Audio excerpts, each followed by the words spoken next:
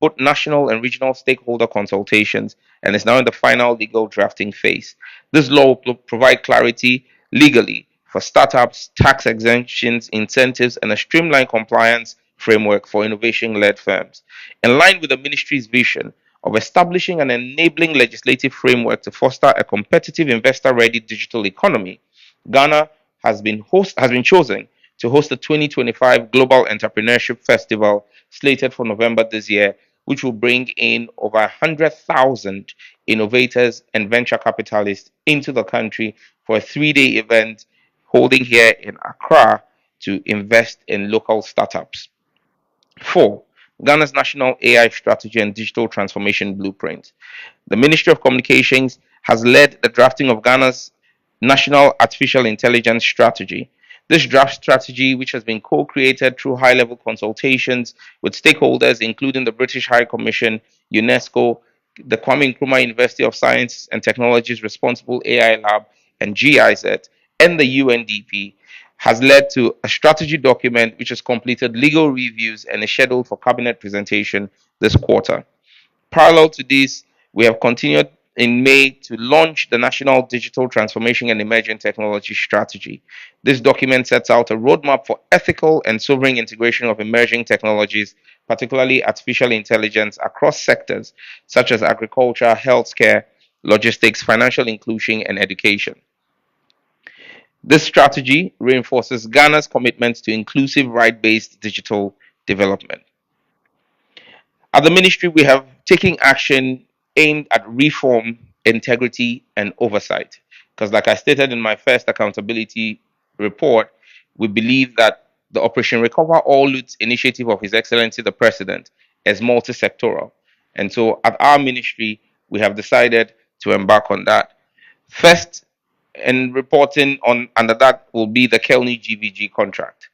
Following concerns about the cost effectiveness of the Kelny GVG revenue monitoring contract, the ministry referred the matter to the Attorney General's Department for review.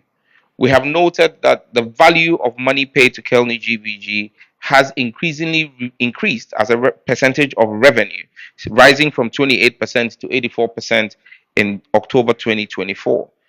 I have directed a renegotiation of the terms of the Kelny GVG contract for the remainder of the contract pending the Attorney General's advice, and we have also made the decision not to extend the contract beyond its current terminal date. Smart Infraco and compliance enforcement. You remember and recall that in my first brief to the country, I indicated that we had realized that a private company, Smart Infraco, had 100% access to the national data center, and the National IT Agency did not have any access. I immediately directed that that should be rectified, and as we speak, NITA has 95% access and root access to the national data center and all of our infrastructure. Smart Infraco has also failed to honor multiple financial obligations under the agreements that they have with the ministry, including an upfront payment of $2 million and annual payments of $1 million. I have directed enforcement and compliance of those terms immediately. Efforts are underway now to compel full payment of arrears, else we would take advice from the legal counsel to terminate that contract in order to protect the public interest. NGIC and 5G. The NGIC, Next Generation Infrastructure Company, the exclusive shared neutral 4G 5G infrastructure provider, is progressing steadily towards its target of activating 350 5G ready cell sites by the last quarter of 2025, with at least 550 live sites for 5G expected in Accra and Kumasi. As of today, NGIC has deployed 16 5G ready sites and received full NCA approval for its core network infrastructure. I've also indicated in my last briefing that failure by NGIC to roll out full commercial activities by end of Q4 this year will lead to me terminating the terms of that contract, taking away the exclusivity clause in there, and opening it up for fresh negotiations. 4. Ghana.gov. The Ghana.gov platform has run under the previous administration of President Akufo-Addo without a contract. Millions of Ghana cedis, in fact, hundreds, tens of millions of Ghana cedis were paid every month to companies without a contract. we have put an end and a stop to that. Since President Mahama came into office, not a peso has been paid on that because we cannot keep paying for a project that has no contract. The ministry has redesigned the project. We're going to launch it in Q4 of this year, working closely with the Ministry of Finance. We're currently at the Public Procurement Authority seeking clearance to proceed with a public tender to ensure that the best value for money is achieved for the Ghanaian people. The redesigned site will feature faster access, full Ghana card integration, an intuitive, streamlined interface tailored for both individuals and businesses, and will harmonize all of government's payment gateways and platforms into one portal. 5. Operation Recover All Loot Oral, specific to broadcasting frequency audit. As part of the government's oral initiative, the ministry directed the NCA to conduct a comprehensive audit of broadcasting frequencies. The first phase of the audit revealed multiple regulatory infractions with a total estimated tax penalty of 9.5 million Ghana cedis. Several stations have already been shut down for non-compliance. The ministry remains committed to reclaiming state assets and ensuring that frequencies are allocated transparently and in accordance with law. And you will also recollect that about 5 weeks ago, the ministry issued a directive to the NCA to shut down 64 radio stations. The President, His Excellency John Dramani Mahama, intervened and requested for amnesty, which we granted a 30-day amnesty. Let me state that of the 64 radio stations, 58 of them have written to the NCA and started the process of regularizing their paperwork. However, you would recall that I indicated that the total number of radio stations in default was 210. The 64 was just one phase. We expect that the public sensitization with the first batch of 64 would have compelled the others to have taken steps to rectify their anomaly. For all those who have failed to take any step, there will be no further public announcement on it. There simply will be enforcement in order of protecting the public resource. 6. Girls in ICT. The ministry has scaled the 2025 Girls in ICT initiative across the Volta region, Upper East region, and Upper West region as part of efforts to close the gender gap in digital skills. In June this year, 1,000 girls from 18 districts in the Volta region completed a 3-week practical training program covering web development, game animation, cybersecurity, and coding, equipping them with relevant tools for Ghana's future digital economy. The Girls in ICT initiative reinforces our inclusive digital transformation agenda by investing in the next generation of female tech leaders and ensures that digital opportunity is genuinely national. And let me once again remind you that this initiative was an initiative that started under President John Evans Atta Mills and Vice President John Dramani Mahama in 2012. Now, on consumer and public interest protection efforts, I'll start with PayPal. The ministry has formally reopened engagements with PayPal to restore full access to its service for Ghanaian users. As of June 2025, PayPal's regional government relations team has issued Ghana a compliance roadmap outlining the technical, regulatory, and financial standards required for whitelist reinstatement. The ministry is working closely with the Bank of Ghana and other key stakeholders to fulfill these conditions and to ensure PayPal also meets the necessary requirements to operate in Ghana. This effort is a strategic priority to expand access to global digital payment platforms for freelancers, SMEs, startups, and the creative sector. Securing PayPal access will remove a long-standing barrier to participation in the global digital economy and expand financial inclusion and cross-border trade opportunities for millions of Ghanaians. We're working closely with the governor of the Bank of Ghana to ensure that PayPal is given access to our economy and our digital space. However, we'll insist that PayPal will comply with the regulations of the Bank of Ghana. 2. TikTok. As part of our efforts to promote a safe, vibrant, and inclusive digital creative economy, I met with TikTok's West Africa Government Relations team on the 26th of June. Our discussions focused on enforcing age restrictions, safeguarding minors, and promoting responsible content development.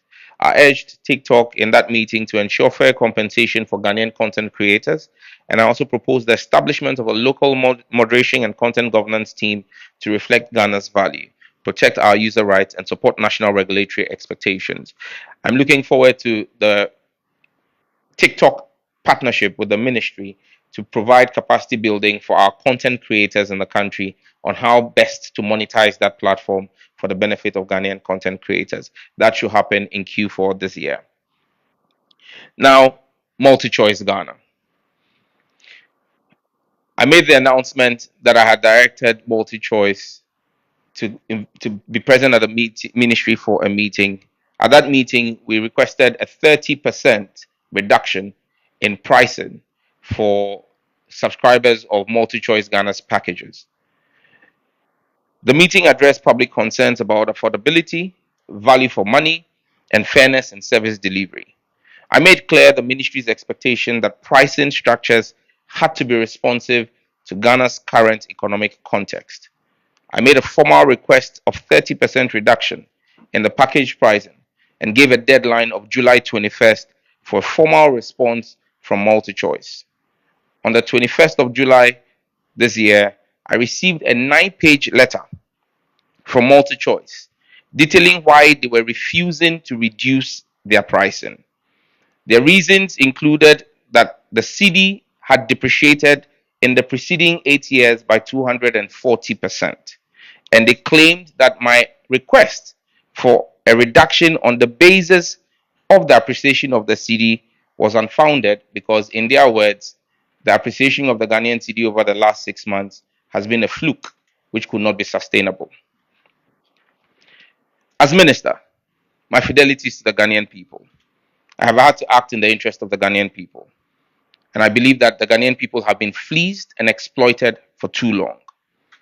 I wrote back to the NCA on Monday and directed the NCA in that letter to suspend the broadcasting license of DSTV effective 7th of August 2025 if they fail to effect a reduction in their bundle prices. I cannot, as minister, serving the Ghanaian people, continue to watch what can best be described as plain stealing happening to the Ghanaian people. In my letter to them, I gave them scenarios from 7 markets that DSTV is operating in.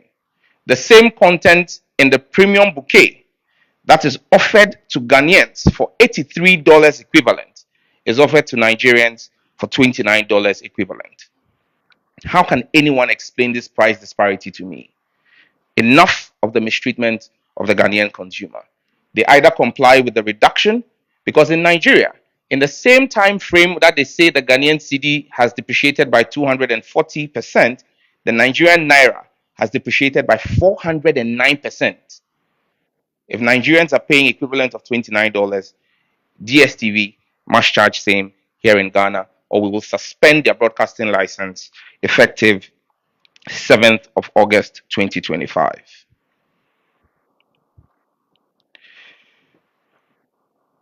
The ministry would continue to leverage our public, private, and bilateral partnerships to expand digital opportunities, attract investment, and catalyze structural reforms across the ICT sector. In telecom sector restructuring, there's a major realignment underway with Airtel Tigo. We're working closely with the Attorney General's Department to look at the financial viability of Airtel Tigo, and we're currently in negotiations with a number of options on what the way forward with Airtel Tigo will be. I'm sure in the next 30 days, we'll make a national announcement on what will happen with Airtel Tigo. On youth and skills development, apart from the strategic partnerships that we have signed with Huawei and Google, we have also signed strategic partnerships with MTN and Telecel, 2 telecom operators in the country, to train and help co-develop Ghana's National Artificial Intelligence Innovation Center. This agreement will see the commitment of critical resource to the training of 5,000 young people in artificial intelligence related digital skills over the next 18 months. MTN Ghana, as part of their contribution to government, is building a $25 million artificial intelligence innovation center at the Accra Digital Center in Circle. This partnership will strengthen Ghana's institutional and workforce readiness for AI adoption. Earlier this year, the ministry signed an MOU with the UAE government to co-develop a $1 billion Ghana UAE Innovation Hub.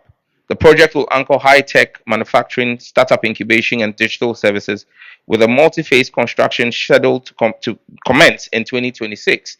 Currently, we have just completed work with the Lands Commission in identifying the 25-kilometer square land in Dawa in the Ningo Prampram district to begin the construction work.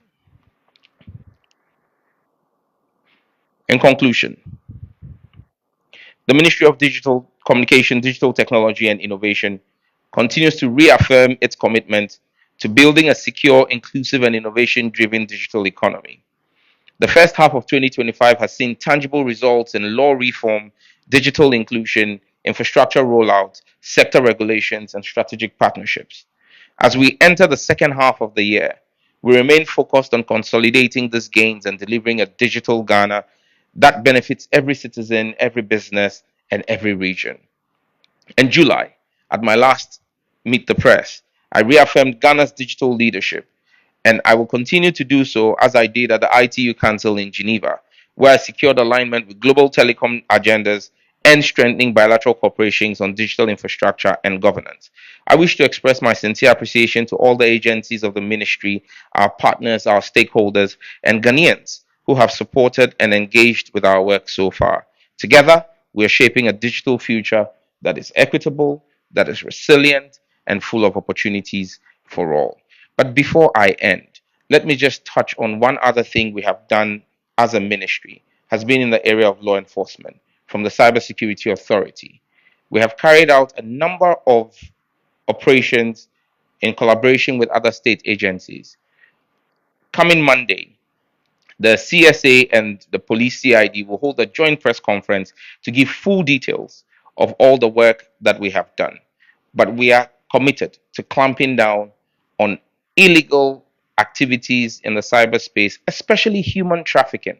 We're seeing a lot of human trafficking happen in the country. But I want to say a very big thank you to the leadership of the Cybersecurity Authority and our allied security agencies in the national security architecture who have worked with us to keep Ghana resilient. Thank you. Thank you very much. I'm just trying to get a particular document to respond to the multi TV one, but um, okay, good. Kwame from Adum FM asked on data pricing and whether we want people are asking for further reductions. I mean, it is fair that people would ask for more, but it must be driven by the fact and the science. And so I made a request to the International Telecoms Union, the IDT, to carry out an independent survey of Ghana and our data pricing and telecom pricing vis-a-vis macroeconomic indicators and the sub-region. We're expecting to get that report by end of September. And once we get that report, it will arm us with the right steps to take. Are we going to be asking for further reductions or do we sit where we sit? I think that we will continue to explore this. But let me also be clear that a lot of this is market forces driven. So it's a demand and supply thing. And that's why I believe that the previous administration did us great disservice, where Google was willing to land their Equiano cable in Ghana. And because of whatever personal interest existed in the ministry at the time, we frustrated Google from landing its Equiano cable and they took the cable to Togo. Why is Equiano critical for the cost of data in Ghana? There are currently 5 cables that land in Ghana, submarine cables that land in Ghana. If you put the 5 cables, the capacity together, that capacity is less than 70% of what Equiano alone carries. So if Equiano had landed here, it's a supply market, it's a demand and supply thing. When you have double the capacity in country, automatically the prices will drop. And so we've started work, and last 2 weeks I brought the senior vice president of Google to the country, and we met with His Excellency the President. And the President, John Dramani Mahama, told him, James Manyinka, that the government is willing and ready to engage with Google, and that we wanted Equiano here before the end of 2026. Commitments have been made by Google's end, and we're hopeful that we'll work with Google and expedite whatever actions to ensure that Equiano lands here in Ghana to improve capacity. On the quarterly integrity data uh, assessment that's done by the NTA, yes, the NTA is on the course to do that. We rolled out this on the 1st of July, which was the beginning of the third quarter. So it's a quarterly thing. So they're going to do the survey July, August, September for Q3, and then present the report. So once we get that report in Q3, we'll definitely make that available to the public. But another regulatory directive of given to the NCA, which is being explored right now, is you see, when you make phone calls, at times you get a pop-up message that tells you that you spoke for this long and this amount of your credit has gone, so this is your balance. We're trying to see if we can work with the telcos to ensure that at the end of every day, they also send you a pop-up message like that gives you in real on a daily basis a report of what your data usage has been, so that it's also able for you to then work, because every one of the cases I've investigated, we've had to request for the CDRs, and so it's the CDRs that allow us to then determine what your data records have been. But if you also, as a customer, is giving a daily update, it lets you understand if something is going off or if there's something wrong with your system. I think that provides us more transparency. And so we've asked the NTA to explore that with the MNOs. Shadrach from Metro TV asked about the rural telephony sites, abandoned projects. What is next? Very true. There are about 400 of the 1,500 sites that had been um, on paper constructed that have equipment at different levels of erection. Um, that why are people laughing? Okay, different stages of construction. Um, my choice of words are very interesting. Anyway, um, and so you have some of the areas where the masts have been constructed, but there's no traffic running through there. So people say that they see the mast, but it's not working. And so we've engaged the contractor Ascend Digital, and we're asking for them to complete that. And then we are dispatching them to complete their almost 500 sites that have not been started at all. And so we're hoping that before the end of this quarter, they would go back. We're doing full audits of it, and they've not been paid fully. There's still some money that is owed them. We will not authorize the release of those payments until we see full execution of the project. And he spoke about data access in rural communities. Um, that's where the real challenge is, because you see, most of these cell sites were 2G and 3G sites, the rural telephony sites. Most of what were built were 2G and 3G, and so you realize that a lot of the data experience is actually 4G. So in those areas, even though they are rural telephony sites, if you are in a rural part of the country or driving through a rural part of the country and you are on the rural telephony network, your data experience is almost non-existent. You can only make voice calls. And that's why for us as a ministry, we've indicated that we're going to review RTP1 and RTP2, which is a rural telephony project, see how well we can upgrade them to 4G sites to be able to give data experience there. And as we begin to explore RTP3 sites will all be 4G and 5G enabled, because we believe that you must not only take voice to the rural community, you must take data as well, because that's the only way you can bridge the digital divide. Kamala from TV3 asked about NGIC and the previous claim. I think it was sometime in November 2024 that the previous administration launched with fanfare 5G. Let's just say that it was smoke screens and voicemail.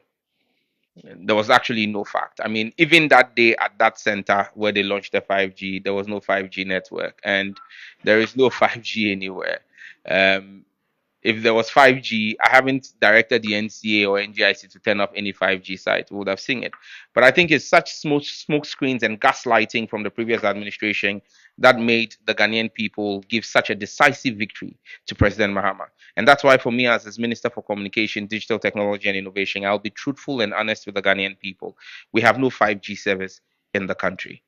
NGIC has received all the necessary approvals. In fact, last 2 weeks, I gave the final connecting entity license approval for MNOs. They're asking for an additional license for ISPs, which I have declined. My argument is simple. You have a license, you've had it for almost 3 years. At the very least, I've given you the authority and the license to regulatory approval for you to connect to MNOs. Focus on that and roll out with MNOs. Why do you want me to add additional ISP licenses for you? No, deal with MNOs.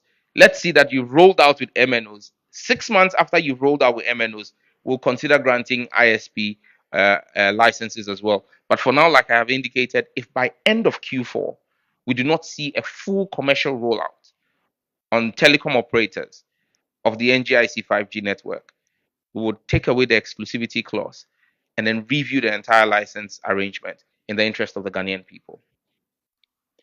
Multi choice. Now, commonality is not a threat, it's simply a policy direction.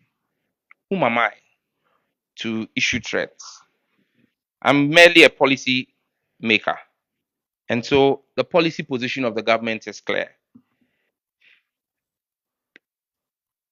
I'm just going to run through a portion of my letter to DSTV.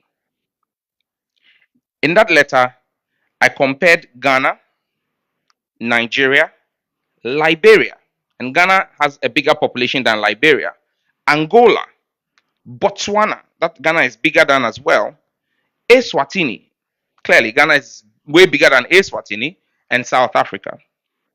For the premium package, Ghana pays 82 equivalent. I did was I took all the package prices and pegged them at the central banks of all of these countries, their rates to the dollar, so that we have a uniform pricing. For premium package, Ghanaians are asked to pay $82.40. Nigerians are paying $29. Liberia is paying $61. Angola is paying $33. Botswana, $61. Eswatini, $52. South Africa, $51.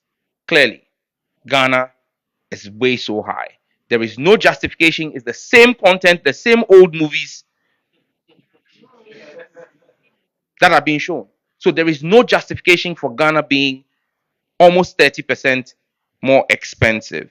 If you go to Compact Plus, Ghanaians are paying $54.3.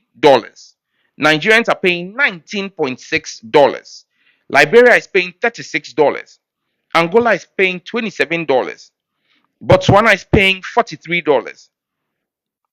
Eswatini, $35. South Africa, $34. Again, you see the clear disparity. You go to Compact. Ghanaians are paying $36.20 pesos. Nigerians are paying $12.40 pesos. Liberia, $23. Angola, $18. Botswana, $33. Eswatini, $27. South Africa, $25. You go to family. Ghanaians are paying $18.10. Nigerians are paying $4.80.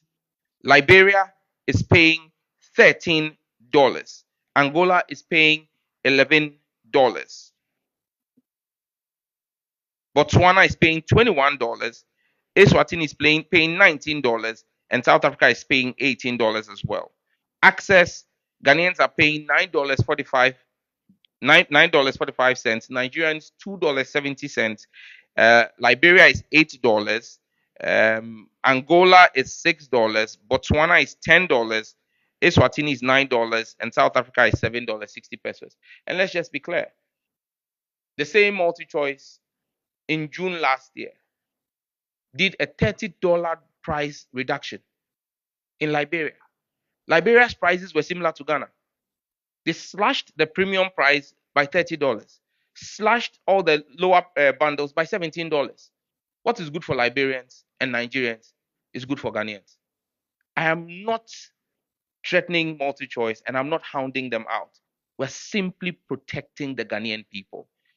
I have made a request for 30%.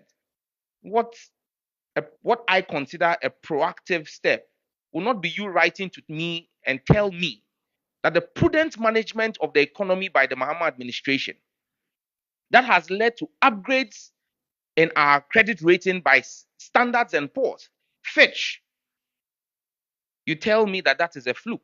And so in my letter to MultiChoice, I asked them since when they began rating economies. Because for them to tell me that the improvement, the over 30% appreciation of the Ghanaian cedi is unsustainable and cannot be projected against, I want to know what expertise they have in determining the future of the Ghanaian economy. We are simply acting as regulators.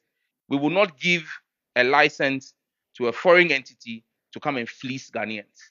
You want to work here in Ghana, you will work in the interest of the Ghanaian people. I gave them 21 days, they responded. I've given them another 7 days. By 7th of August, the NCA would suspend their broadcasting license if they don't come back to us with a reduction in price for the Ghanaian people. And I know that they are banking their hopes that the Ghanaian people will complain about the Premier League and no. There are several ways of killing a cat. Romeo, I'm not a cat hunter, please. Don't let my in-laws come after me. You know my wife is a Voltarian. That's on the lighter side. Me and Komla have eaten cat meat before. Romeo from Ahuto asked about fake news. Yes, I indicated that we had 15 legislation underway. One of them is a legislation on misinformation, disinformation, and fake news and hateful speech. That is also about 90% complete. It's about to come to cabinet for cabinet approval, and we will lay it before Parliament, hopefully in the third meeting of this year, the third meeting of this first session of Parliament. Let's be clear: the days of fake news are numbered. And already the Cybersecurity Authority has been taking very swift action on some offenders. But we would codify this in a clear piece of legislation so that the judiciary themselves are aware. Because you see, it's one thing when you identify people who are peddling and then you even put them before courts, and the courts are unable to appreciate, because everybody is minded that we're not reintroducing criminal libel. And I need to be very clear about that. Free speech is a fundamental right, and we will protect the free speech. In fact, there are huge protections in the legislation that we have drafted. However, your freedoms end where my rights begin. And so you cannot enjoy your freedoms at the expense of another's rights to decency and protection against fake news. So, Romeo, there's work underway in that regard, which will be completed soon. Wisdom from XYZ asked about the 1 million coders and asked, what next after the 1 million coders? That's why we're focused on doing these partnerships with global giants. So if you're one of the 100,000 who get trained by Huawei, and then we're trying to move you off into one of the telecom giants to work, most of the telecom giants are running Huawei systems anyway. Huawei is one of the biggest telecom operators or in OEMs, original equipment manufacturers in the world. So if you are trained and certified by Huawei, you have a better chance than even many university graduates in being employed by the sector you've been trained in, because you've been trained by those who manufacture the equipment themselves. It's the same thing we've done with Google. Google is the biggest search engine in the world. And today, Google has the certification programs. In fact, the 100,000 certificates that Google has given to us is valued at almost $2 million. So when you're trained by Google, and we're working very closely with Simon Maggi at GIPC to bring in a number of business process outsourcing and knowledge process outsourcing jobs here. In fact, the BPO market is $4 trillion. Now, imagine if Ghana could attract even 10% of that market into our economy and what that will do for us. But to attract BPOs, they want to be sure that you've got the requisitely skilled people in data governance, in data forensics, in data management, cybersecurity. If we trained them just regularly, they will be certified, they'll be well trained, but their trainings are not international. But if the training they undertake is Google certified, when you bring in a BPO or a company from Europe or from America to set up in here, and you tell them, I have 100,000 data analysts trained and certified by Google, that immediately opens up the market. And so what we're trying to do is position Ghana as a key player in the BPO ecosystem. We want to take part of that market away from India and the Philippines, which currently run this $4 trillion market, to bring at least $400 million worth of that here. And there's track record. President Mahama did it in his first term, and we'll take it to the next level in Mahama 2.0. Thank you. I get a sense that the two people who question normally have very lengthy questions. but they've pleasantly surprised the Minister for Government Communications. Akosia City and Channel One, unauthorized broadcast of films and copyright infringement. It's not just limited to Nigerians. In fact, yesterday at home, my wife drew my attention to a complaint, I think by Kalsum Scenario or something, of a new movie she shot, which was being aired on uh, Zandi Kamel, her movie, which is just released, being aired and broadcast on national TV. Now, let's be clear. Myself and my brother Felix have very intertwined mandates when it comes to TV. Um, as the Ministry of Communications, we deal with licensing. Now, the Ministry of Government Communication will have oversight of the agencies that deal with content. So the National Media Commission, even though constitutional, will have some government engagements with the Ministry of Government Communication and the National Film Authority. But we've taken critical steps. Myself and Felix met with the National Film Authority and the NMC. We had a joint stakeholder engagement where we discussed this issue, and we're beginning to come up with the framework that's going to guide broadcast of material and protection of intellectual property rights. So the point here is this: you would need to have a multi-sectoral approach where the Film Authority, the National Media Commission, are looking at the issues and raising them with the Ministry of Government Communication. And where there are defaults or recalcitrants, we will step in with the regulator to enforce or sanction errant media houses. In fact, let me just state that I'm writing officially to the National Media Commission, and that letter is to give the National Media Commission a 30-day mandate.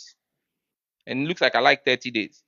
But I'm giving them a 30-day mandate to take advantage of resource that the NCA, which is under my ministry, has put at their disposal, the Broadcast Monitoring Center. The NMC has always complained that they don't have capacity. We have built capacity as the NCA. But because by law we don't deal with content, we've made that available to the NMC. We record and store for at least 90 days every single broadcast in this country, both radio and TV. It comes at huge expense to us at the NCA. We could be using that money for something else, but we've put it at their disposal. If the NMC fails to fulfill their mandate of dealing with content, the NCA may be forced, in the interest of public safety and morality, to begin to take licensing action on the basis of unwholesome content that we are seeing.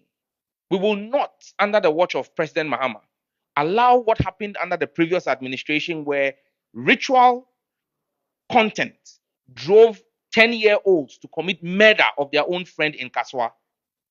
We call on the NMC to step up its work and do what is right. I know there's a new commission, and I'm urging them to take advantage. We at the NCA and at the ministry are willing and ready to comply and work with them. They need to clamp down on fetish practices and money doubling schemes that are going on TV. That is unwholesome content. And so the NMC is being called to do their work. We would support them. Maxwell, Joy, UAE Hub. I mean, if you've been bitten by a snake before, when you see an earthworm, you'll be worried. I mean, but let me be clear. This is no Hope City. This is called the Innovation Hub. And this is being led under the auspices of His Excellency John Dramani Mahama. I give you full assurance. Like I said to you, just last Wednesday, we went to the Lands Commission to identify the land. The site plans are being developed. The project management office has been set up already. And the Emiratis are serious people, just as serious as the Ghanaians are. We are not going to play around with this. This, for me, is a legacy issue. And we will ensure that it is executed in phases. And I'm sure that as construction starts in 2026, we'll invite you for you to come and see the work that's going on there. What we are doing is a critical need. The world needs an AI footprint on the African continent. And we've taken leadership as Ghana over the last 7 months in what we're doing legislatively. And so you've got a lot of African workloads today being processed out of Dubai and the GCC. But those African workloads should be processed here. And that's why they're bringing this hub here. And you'll see all of the tech giants move their African headquarters into Accra so that we can begin to work. It's a commitment we've made. It's a commitment we will keep. We promised to drop data prices and increase the bundle. We delivered. Eh? We've promised now that DSTV would either comply or pack up and go. We've delivered. We are promising you an innovation hub. We will deliver. Thank you.